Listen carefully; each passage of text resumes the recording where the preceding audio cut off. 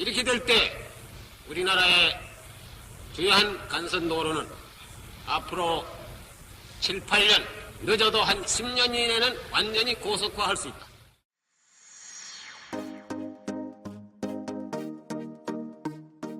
(1968년은) 1월 벽두부터 온갖 종류의 사건, 사고가 끊이지 않았습니다. 1월 21일에는 서울에 무장공비 31명이 침입했습니다. 1.21 사태죠. 무장공비들은 청와대 인근까지 침투하는데 성공했습니다.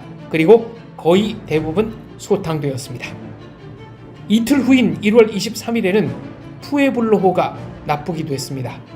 그로부터 일주일 뒤인 1월 30일에는 베트남에서 구정 대공세가 펼쳐졌습니다.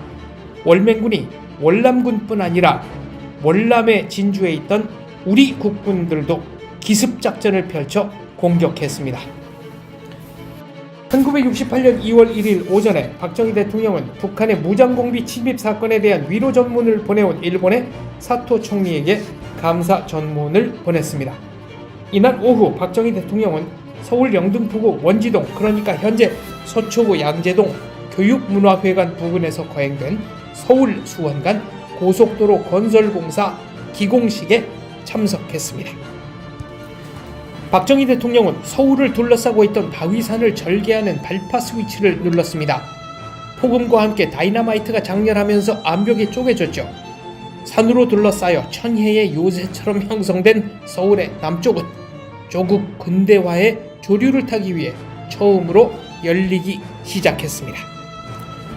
청와대 내실에까지 총성이 들렸다는 1월 21일 저녁, 박 대통령은 경부고속도로 설계도를 그리고 있었던 것으로 유명합니다.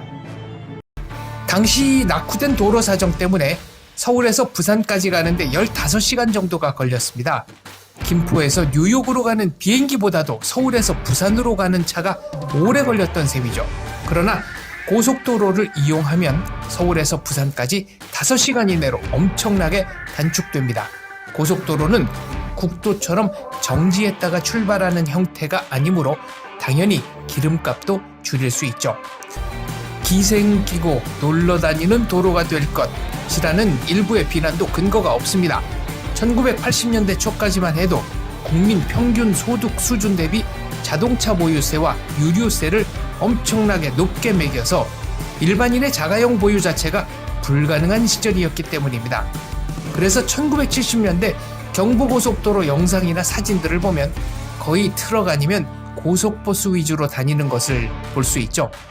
건설 목적 자체가 소수의 자가용 운전자들 통행 편의가 아닌 버스와 트럭이 빠른 시간 내에 목적지에 도달하여 국가의 인적, 물적 교류의 천병 역할을 수행하는 것이었습니다.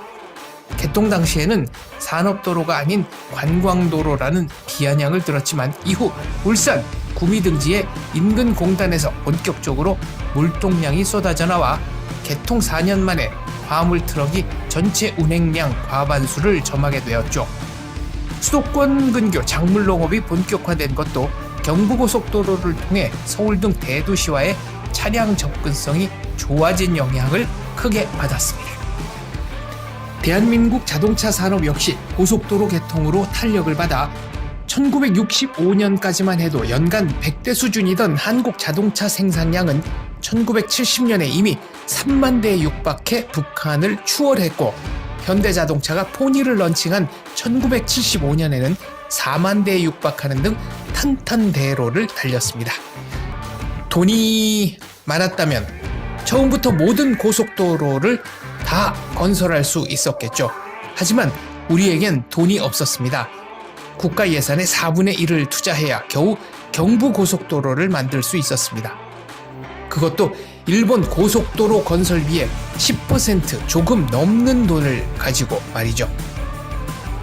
박정희 대통령은 경부고속도로에 대해 그리고 지역 차별이라는 문제에 대해 어떤 문제의식을 가지고 계셨을까요? 직접 육성으로 들어보시겠습니다. 오늘 이 자리에서 기공식을 올리는 이 경부 간 고속도 도로 건설 사업은 우리 조국 근대화 작업의 하나의 상징적인 사업입니다. 동시에 이것은 우리가 오래전부터 추진해오던 대국토 건설 사업의 일환이요 또한 시발인 것입니다. 동시에 이것은 우리 국민들의 오래전부터 희원하던 하나의 꿈을 우리들의 힘으로서 실현해 보고자 하는 것입니다. 지난 수년 동안 우리나라의 산업과 경제는 급속한 성장을 가져왔습니다. 사람의 신체가 커지면 커질수록 이적지 입고 있던 의복이 자기 몸에 잘 맞지 않거나 또는 신고 있던 신발이 적어서 맞지 않는 것과 마찬가지로 국가의 산업 경제가 급속히 성장을 하면 여러 가지 부작용이 생기는 것입니다. 애로 부문이 생기는 것입니다. 즉 우리나라에도 지금 그러한 현상이 나타나고 있는 것입니다. 최근에 전력 문제와 수송 부문에 있어서 우리나라에도 커다란 애로를 가져오게 됐습니다. 과거에는 이만하면 쓰고 남을 것이다 했는 부문이 부족을 가져온다든지 이만하면 충분할 것이다 했는 것이 그거 가지고는 도저히 수요를 충족할 수 없는 그러한 부문이 나타난다 이겁니다. 지난 수년 동안 우리가 전력을 많이 개발을 했지만은 최근에 우리나라의 산업이 급속히 성장하고 전력의 수요가 많이 늘어나기 때문에 도저히 현재 전력의 출력 가지고는 부족을 해서 여러분들 가정에 송전하는 것도 지금 제한을 하고 있고 심지어 생산 공장에 송전하는 것도 지금 제한 송전을 하고 있는 것입니다. 그러나 정부는 이 전력 부문에 대해서는 지금 전력을 기울여서 금년 중에 약 46만 킬로 정도의 새로운 전력을 개발해서 다가오는 4월 달쯤 가면 우선 급한 대로 해결을 하고 금년 7, 8월경에 가면 완전히 해결을 해서 연말에 가서는 쓰고도 남을 수 있는 그러한 전력을 지금 개발하려고 사업을 서두르고 있습니다. 동시에 수송 부문도 마찬가지입니다. 지난 4, 5년 동안 우리나라의 철도 부문만 하더라도 기관차라든지 화차라든지 객차가 5.16 전에 비해서 배 이상으로 지금 증가가 되었습니다만 철도도 많은 선을 지금 연장을 했지만 지금 수송의 부족을 가지고 있는 것입니다.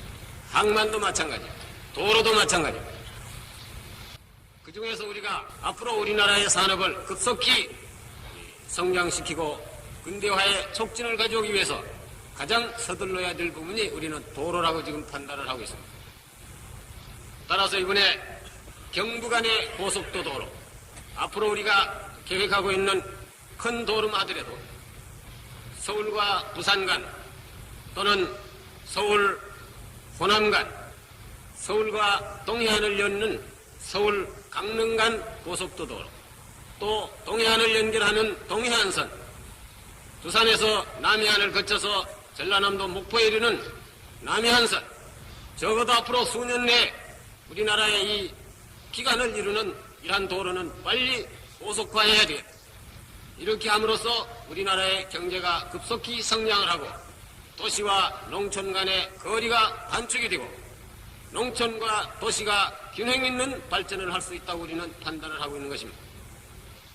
그러나 이러한 방대한 사업을 우리나라의 재원이라든지 모든 형편으로 봐서 동시에 착수할 수는 없기 때문에 이번에 시작한 것이 우선 서울, 부산 간의 경부 간 고속도로를 먼저 착수하자.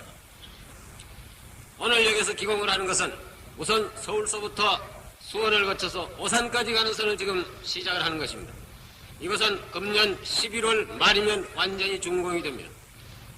동시에 지금 우리 계획단에서 추진하고 있는 것은 서울과 대전, 즉 수원서부터 연장을 해서 대전까지 가는 선을 늦어도 금년에 오기 전에 착공을 하자. 부산과 대구 간을 적어도 금년 초가을에는 착공을 해야 돼. 대전과 대구 간은 금년 중에 모든 기술 조사를 완료해서 내년 이맘때 착공을 하자. 그렇게 해서 서울 부산 간의 고속도 도로를 앞으로 3년 이내에 완공을 하자는 것이 우리의 계획입니다. 여기는 방대한 재원이 필요합니다. 그러나 이 재원은 우리의 재원으로 가지고 시작을 합니다. 여기에 필요한 모든 기술도 우리의 기술로 가지고 착수를 합니다.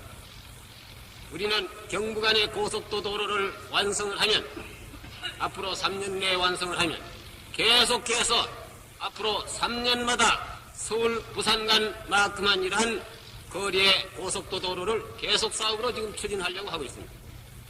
이것은 우리의 모든 재원으로 봐서 충분히 가능하다고 우리는 판단을 하고 있는 것입니다. 이렇게 될 때 우리나라의 주요한 간선도로는 앞으로 7, 8년, 늦어도 한 10년 이내는 완전히 고속화할 수 있다. 그동안에 또한 지방도로는 지방자치단체에서 이러한 사업을 또 확장해 나갑니다. 또 어떠한 부분은 민간 사업가들이 이러한 도로를 개척해 나갑니다. 이렇게 함으로써 우리나라의 산업의 가장 촉진제가 되는 이 수송 문제, 도로의 근대화를 이룩함으로써 우리나라의 산업 근대화를 촉진해보자. 이것이 우리의 지금 계획입니다.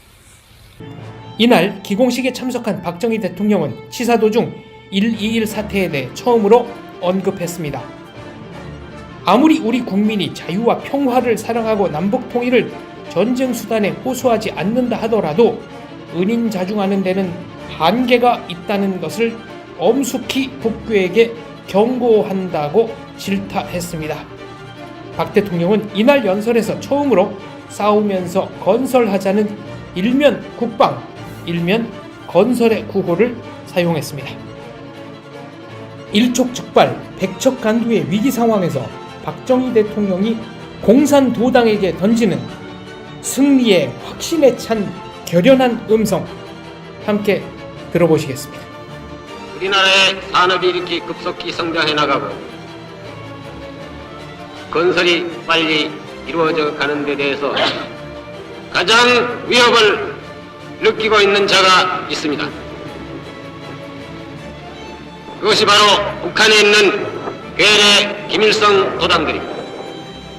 대한민국의 경제가 성장하고 대한민국의 건설이 빨리 이루어지고 대한민국의 국제적인 지위가 나날이 향상됨에 따라서 가장 위협을 느끼고 질투를 하고 배가 아파하는 놈들이 이북에 있는 김일성 도당들입니다. 그거는 그럴 수밖에 없는 것이 북한 공산당들은 입으로는 평화 통일을 주장하고 있지만 그들의 목표는, 그들의 전략은 해방되던 그 당시부터 지금까지 추호도 변함이 없는 것입니다.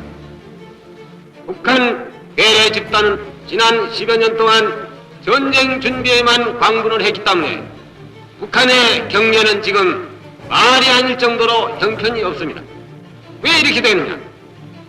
김일성 도당들이 전쟁 준비에 광분하기 때문에 천리마 운동이다, 7개년 계획이다 하는 것이 전부 허울 좋은 건설 사업이지 전부 전쟁 준비였던 것입니다. 대한민국의 국력이 나날이 커가고 경제가 건설이 되어가고 또한 우리의 국군의 실력이 나날이 커가는 데 대해서 가장 초조하게 생각한 것이 김일성입니다. 그렇기 때문에 그들은 뭐를 핵책을 했느냐?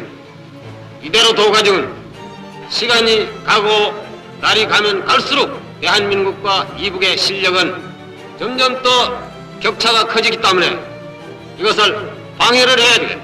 여기다가 우장 간첩을 집어넣거나 우장 게리라를 집어넣어서 남한의 불안을 조성하고 치안을 교란을 하고 경제 건설이 안 되게끔 방해를 하고 대한민국이 대단히 치안이 나쁘고 불안하다 이러한 인상을 대외적으로 풍김으로써 외국의 실업가들이 한국에 투자를 한다든지 경제 협력을 하는 데 대해서 투자하도록 명령해서 경제 건설이 안 되게끔 비방을 하자는 겁니다. 김일성의 뱃속에 김일성 일당들이 뭐를 생각하고 있다는 것은 난 환히 거울을 들여다보다시피 나는 다 알고 있는 겁니다. 지난번 서울에 침입한 우장 공비가 나타났을 때 우리 국민들이 보여준 투철한 반공정신, 우리 국민들의 공산당을 미워한 이러한 적개심, 이러한 우리 모든 국민들의 정신적인 무장이라는 것은 공산주의자들이 그들이 어떻게 판단을 한지는 모르지만 그들이 무력을 가지고 우리를 침략을 해봤자 6.25 때와 같이 헐락헐락 넘어갈 그런 대한민국도 아니고 그때와 같이 하루아침에 무너질 우리 60만 국군도 아니라는 것을 공산 집단들은 확실히 인식을 해야 될 겁니다. 앞으로도 공산 집단의 이러한 무모한 도발 행위는 날이 가면 갈수록 더 증대되어 갈 것입니다. 여기에 대해서 우리 모든 국민들은 지금부터 공산도배들의 이러한 불법적인 도발 행위가 더 있으리라는 것을 미리 예측을 하고 이런 사태에 대해서 절대로 동요를 해서는 안 됩니다.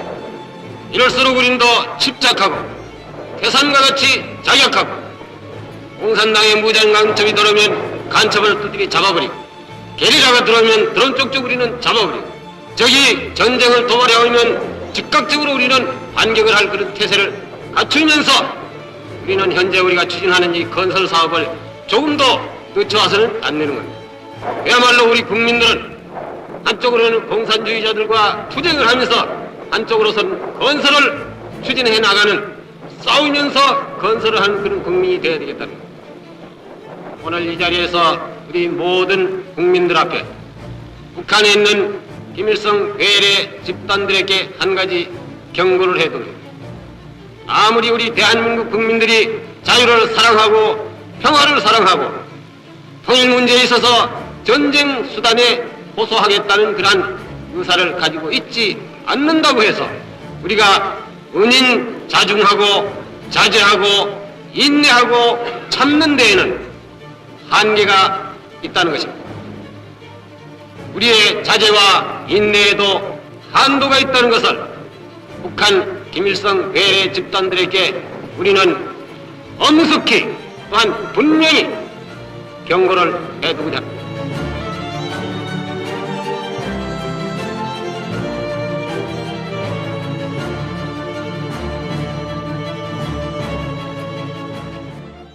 박정희 대통령은 국내의 몰이해에 대처하면서 나라를 일으켜야 했고 북의 남침 위협을 평생 동안 의식해야 했습니다. 그래서 싸우면서 건설하자는 말은 우리의 절박한 처지를 압축한 슬로건이었습니다. 이 연설은 북의 1.21 청와대 습격 사건 불과 열흘 뒤에 나왔습니다. 박 대통령은 이날 연설을 이렇게 마무리합니다. 국민 여러분, 앞으로 공산당의 여한 도발 행위가 있더라도 우리는 눈도 까딱하지 않고 우리 모든 국민들이 철통과 같이 단결을 해서 공산당이 하는 도발 행위에 대해서는 즉각적인 반격을 가하고 이들을 경멸을 하고 우리 조국 건설에 우리는 더욱더 굳게 뭉쳐서 건설을 해 나가야 되겠습니다. 감사합니다.